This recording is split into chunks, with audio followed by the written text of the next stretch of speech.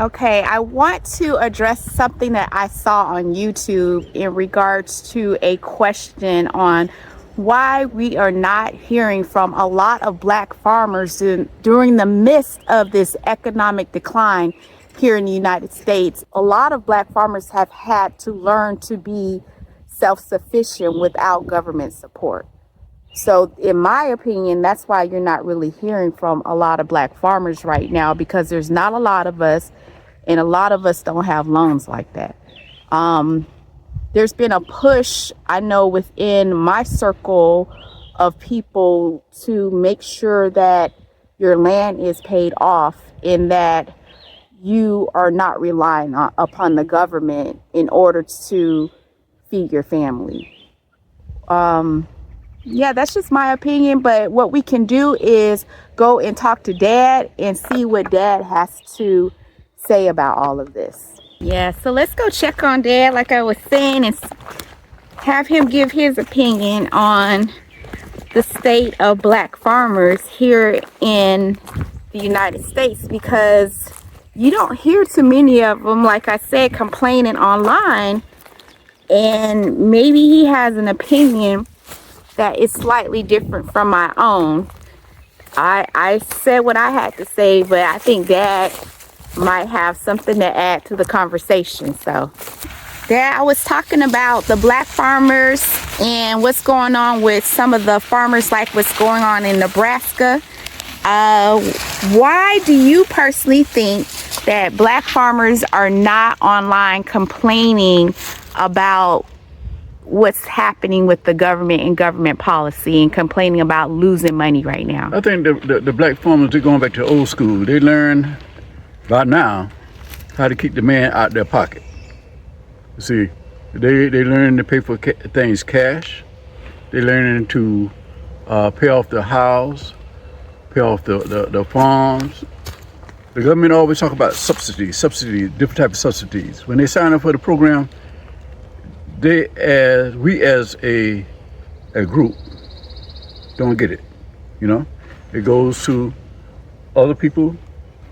Be honest with you, they go to the white farmers, the Asian farmers, and the system is set up for the Black people, but the Black people don't get it. They don't get the money. They'll find a loophole in there and a heartbeat for those farmers not to get the subsidies that they need. So the only thing left for the Black farmer is just to keep out of debt. Stop borrowing money. If you're gonna have a bad crop season, you know what I'm saying? You know, make sure that everything is paid for you won't go in the hole. You know, keep the man out your pocket. And that's what you have to do, and you come out ahead. But if you come and get this loan for that loan for this, that loan for that, you're gonna be in a terrible situation. Terrible situation. So that's what Dad has to say about that. So he pretty much agreed with me that a lot of discriminatory practices have kept Black farmers from participating in a lot of programs. And that's why I don't think you actually get to see them complaining online like that, because first of all, they don't get a lot of the things through the NRCS. They don't get to participate in some of the programs to relieve some of the expenses that happens on your farm, like if you need to have a fence or add a well in order to continue in business. Another thing, Dad, right? Dad, remember that Black farmers are not plentiful like they used to be, right? Yeah.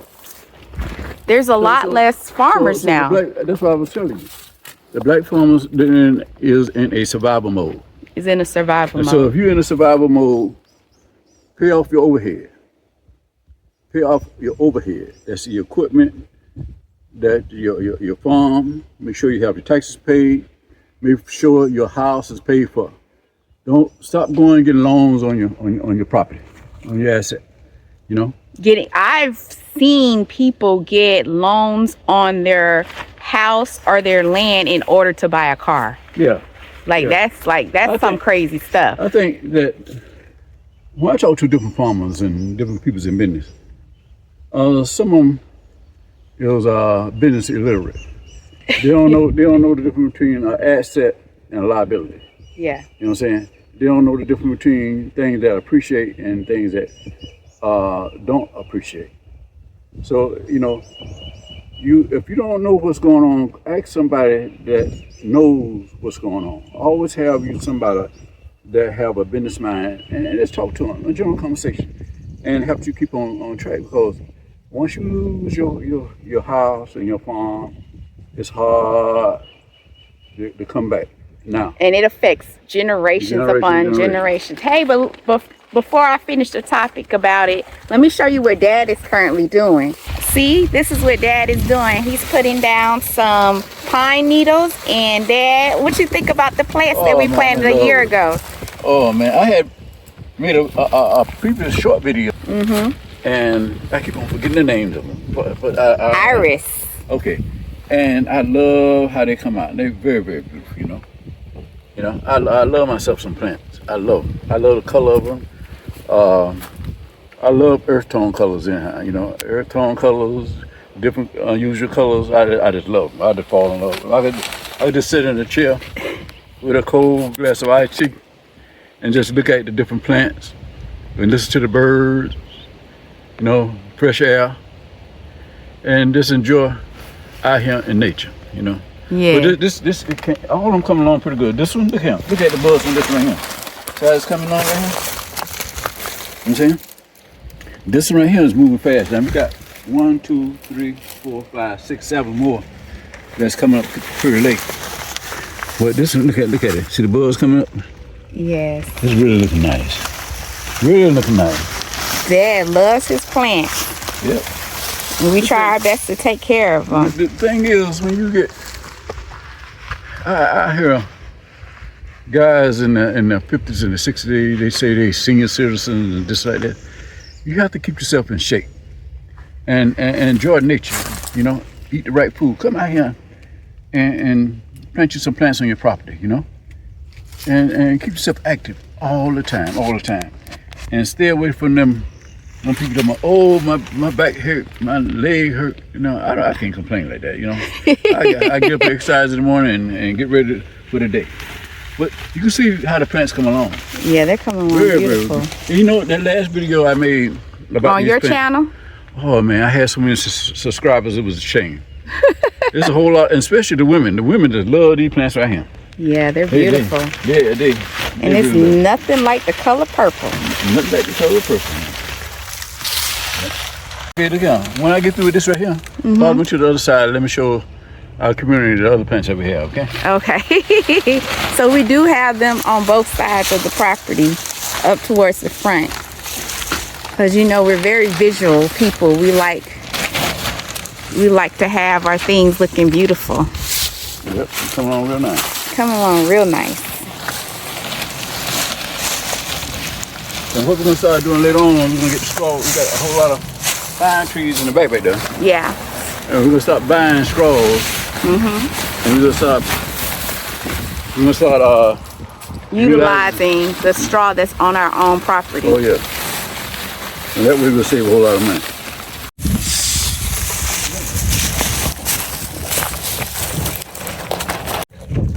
So we're walking to the other side of the property so that Dad can put more pine straw down.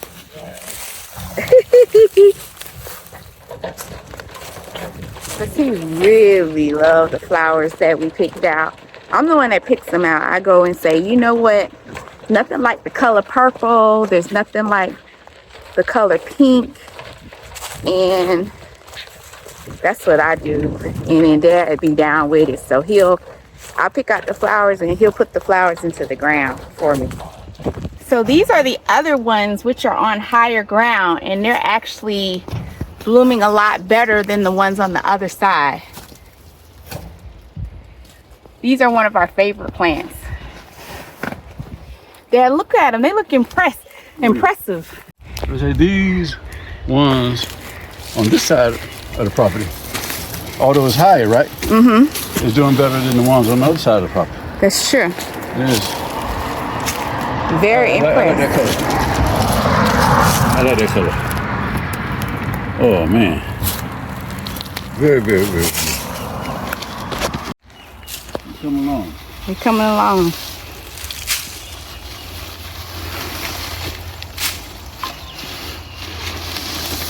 We came a long ways though. Hey, it's kind of funny how these plants right here die and come right back out. But Dad, look at them against the farm fence. Oh yeah. I mean, it's a sight to behold. Like, look at that. It's beautiful. And like I said, there is nothing like the color purple. And I think you will agree that these are some beautiful, beautiful plants. So, like, we have the same kind of design on this side of property we also have on the other side. So after Dad finishes this portion of it, he and I will sit down and finish the conversation together about what we were talking about in regards to who is talking most online about the economy versus who is very, very silent. And you hardly see any videos about them talking right now or us talking right now. So we'll finish that conversation up after Dad finishes putting the pine needles down for us.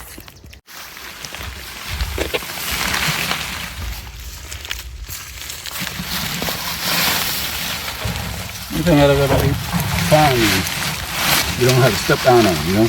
Yeah, you can just drop them. You drop them, they'll take care of yourself. That's true.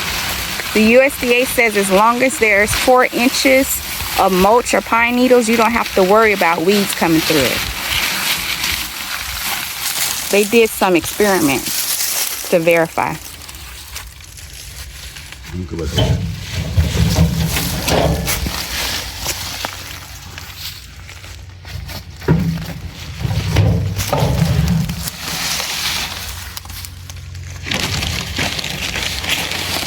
So just to finish our conversation about why you don't see a lot of black farmers online complaining about what's going on with the USDA and farm benefits and how they're getting ready to lose their farm.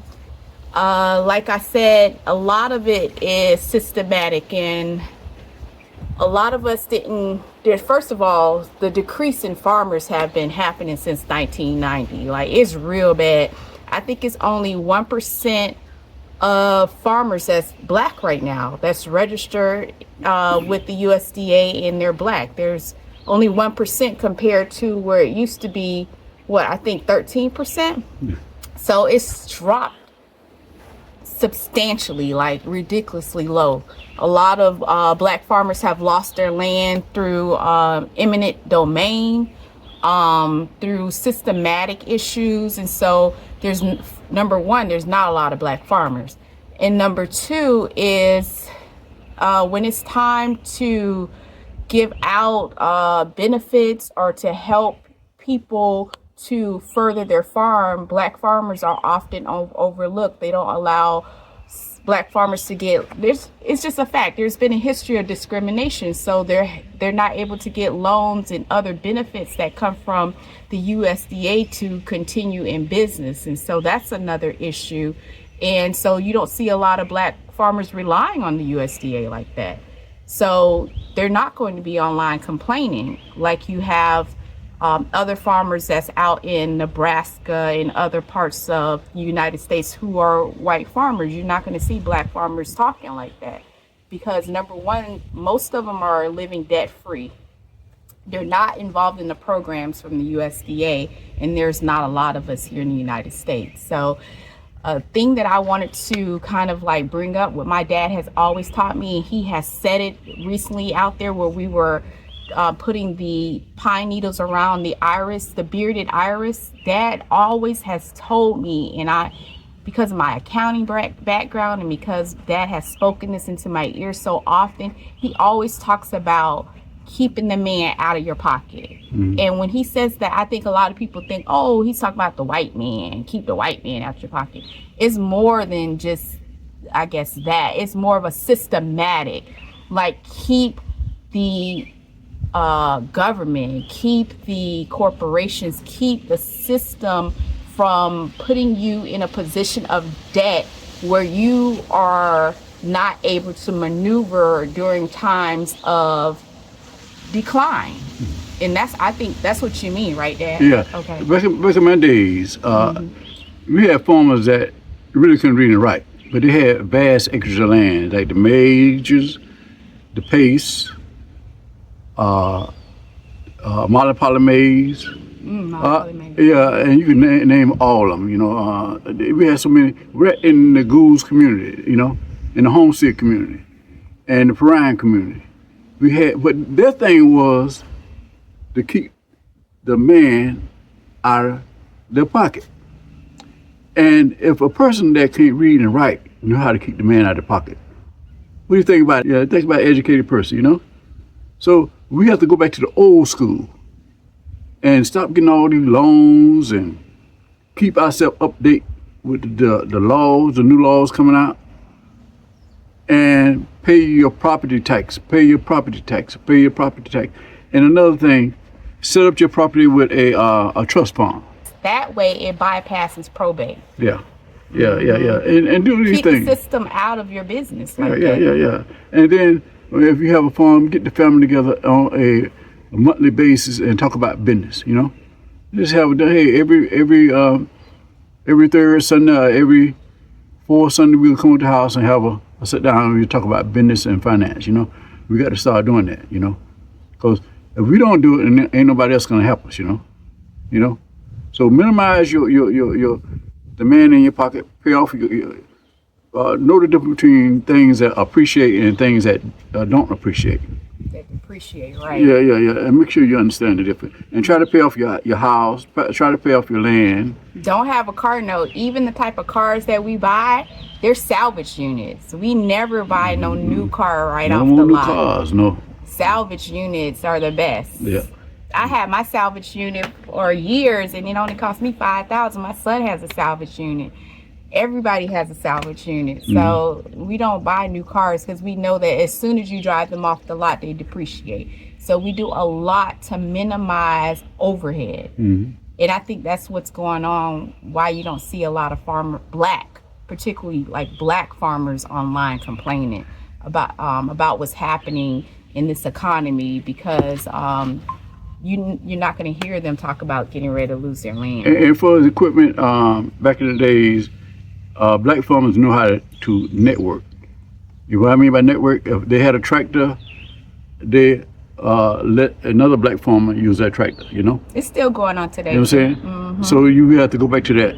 When we went to visit Loretta and Mr. Sam, down in Augusta? Yeah, in Augusta, they have a network A bad network. Oh, their network was really good awesome. with younger farmers and also neighboring farmers all helping each other, and they're all black, and so they're relying on each other for support and growth. Yeah. So yeah, tractors are involved in that, and you know, when one person don't have something, the other person does. So there's a community of support. I remember when my daughter first bought this property, and people was talking about negativity, and they didn't see the beauty of it. Now they see the beauty of it, and they're upset like hell. You know what I'm saying? So, you know, whatever you decide to do, you pray about it, you know, and listen to yourself, and you go forward, you know? There's the people back in the 50s, the 40s, the 30s, the 20s could do what they did. We could do even better if we stop this mess around, you know what I'm saying? Concentrate on what we was put here to do. Right. And we'll be able to go to the next level. And stay away from them loans. Yeah. Because if you have loan on your land and then loan on your house and then loan on your equipment, I think you're guaranteed to fail. Yeah, that money, in this system. Yeah, that money sounds good, you know what I'm saying, when you get it. But when you get ready to pay it back, it's a headache. Yeah, it's definitely a headache. You know what I'm saying? You know? So that's just our opinion, why you don't see a lot of black farmers online complaining right now during the state of this economy with the tariffs and everything that's going on. That's just our personal belief. We want to give you our perspective while all this conversation is happening around us about different farmers in different parts of the United States. So this is just our opinion. Let us know if we're right. I don't know. But this is just our thoughts on the matter. So thank you for listening to us. Please like, comment. and subscribe, and please start your own garden. Please do that for yourself. Yes. Grow where you are. He's going to make sure he put that point in. Grow where you are. Okay. Thank you for watching. Bye-bye.